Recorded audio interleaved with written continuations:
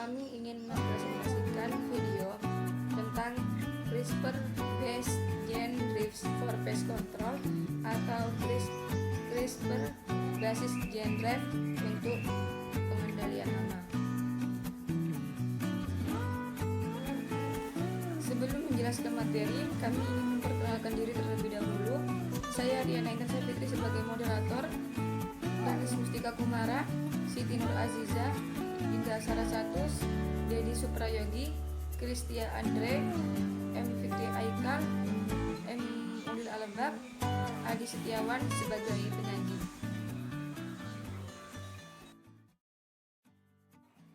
Latar belakang pertanian merupakan sektor penting yang harus dilestarikan.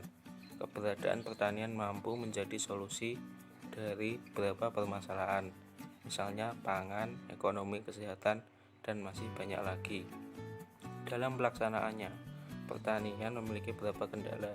Salah satunya yakni kendala lapang berupa hama yang mengganggu. Hama merupakan organisme pengganggu tanaman yang menyebabkan kerusakan pada tanaman secara fisik. Hama memiliki jenis yang banyak sekali. Salah satunya yang sering dikeluhkan oleh para petani adalah hama tikus. Perkembangan populasi hama tikus selalu meningkat dari musim ke musim. Hingga saat ini, petani dan ilmuwan masih mencoba berbagai cara untuk dapat mengendalikan hama yang satu ini. Keberadaan tikus dalam pertanian dirasa sangat merugikan karena tidak hanya merusak, tikus ini kerap kali ditemukan memakan hasil pertanian.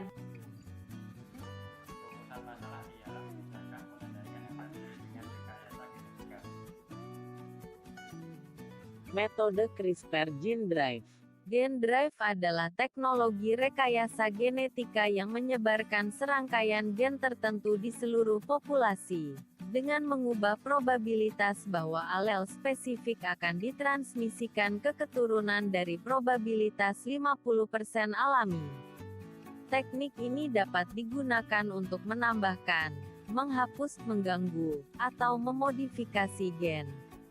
Aplikasi yang diusulkan termasuk memusnahkan serangga yang membawa patogen, mengendalikan spesies invasif atau menghilangkan herbisida atau resistensi pestisida. Gene drive untuk distorsi jenis kelamin. Salah satu aplikasi potensial GD adalah untuk distorsi rasio jenis kelamin suatu populasi. Pada sebagian besar spesies hama, kapasitas prokreasi betina bertanggung jawab untuk mempertahankan ukuran populasi secara keseluruhan. Oleh karena itu, cara penindasan populasi yang efisien adalah dengan bias rasio jenis kelamin yang mendukung jantan. Populasi jantan yang sangat besar akan menyebabkan penurunan populasi, sementara populasi semua jantan akan menyebabkan pemberantasan.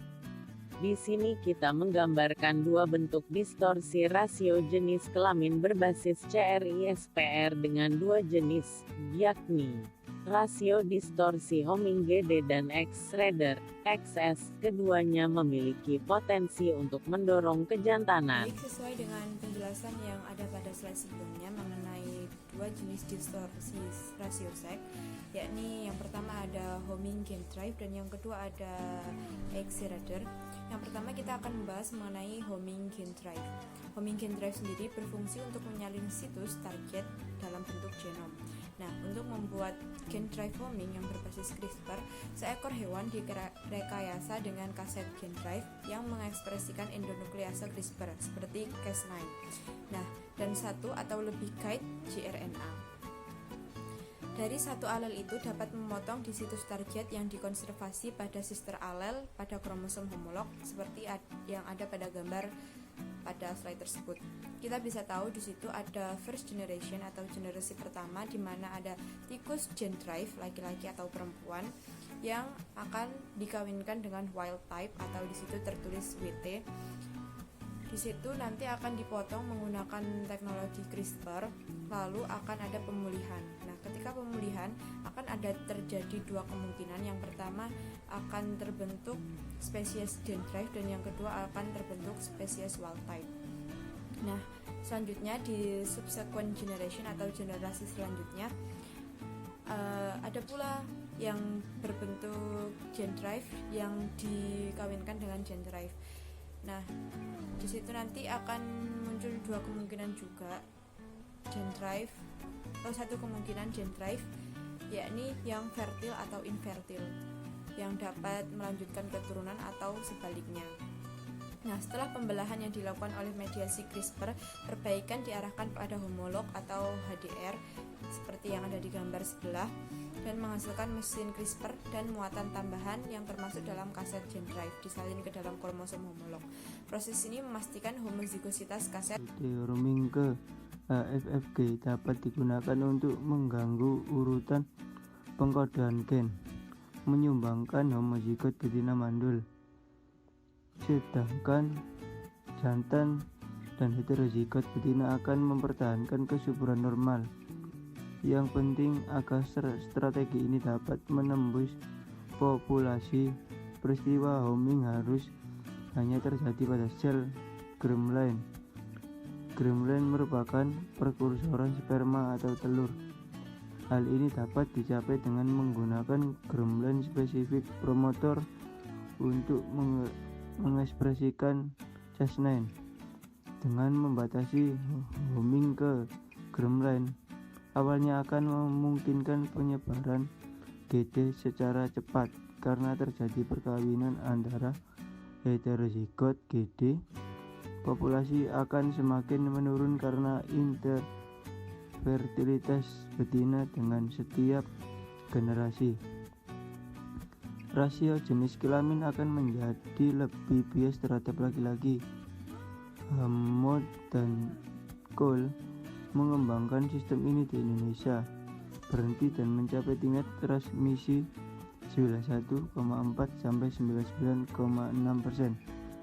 Ada populasi dikurung di teori homing GD dapat diadaptasi mengendalikan sebagian besar hama vertebrata dan beberapa kelompok saat ini sedang melakukan uji coba studi dalam model itu.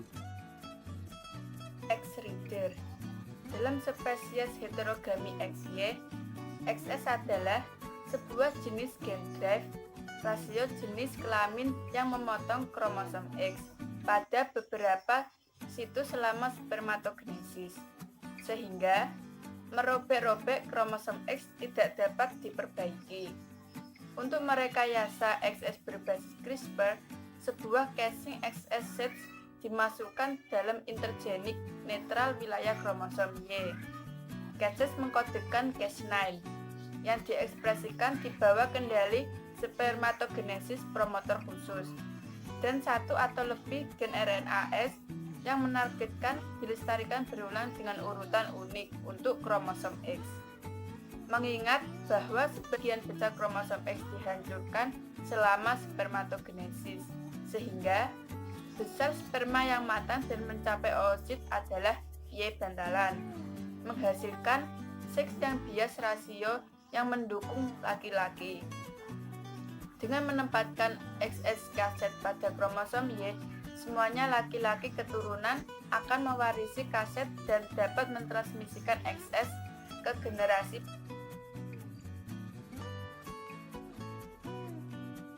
Kesimpulan, manfaat potensial GDS adalah sama dampaknya seperti risikonya. GD dapat merevolusi meremajakan kesehatan masyarakat, pertanian, dan, seperti yang dibahas di sini, dapat diterapkan pengendalian hama dan pemulihan ekologis. Di sejalan dengan keputusan terakhir di United Konvensi Bangsa tentang Keanekaragaman Hayati, kami percaya bahwa potensi manfaat dari GD membutuhkan penyelidikan lebih lanjut. Untuk pertama kalinya, kami memiliki bakat untuk teknologi yang dapat mengurangi atau menghilangkan populasi hama secara manusiawi dan secara spesies tertentu. Jika terbukti efektif, keputusan untuk menggunakan GD harus didasarkan pada penelitian yang dibuktikan dan melibatkan keterlibatan publik untuk memastikan ada konsensus sosial. Selanjutnya saya akan membacakan referensinya. Yang pertama Bruce R. Fairlands, selanjutnya C. Bruce, selanjutnya Waterloo dan Simon 2017. Circus Basic Game Drive for Pest Control Service diakses pada 19 Juni 2020. Yang kedua, Sudarmaji Nuraini Herawati 2017. Perkembangan populasi tikus sawah pada lahan sawah irigasi dalam pola indeks pertanaman padi 300. Balai Pengkajian Teknologi Pertanian Yogyakarta diakses pada 20 Juni 2020. Terima kasih. Sekian presentasi dari kami. Kurang lebihnya mohon maaf. Wassalamualaikum warahmatullahi wabarakatuh.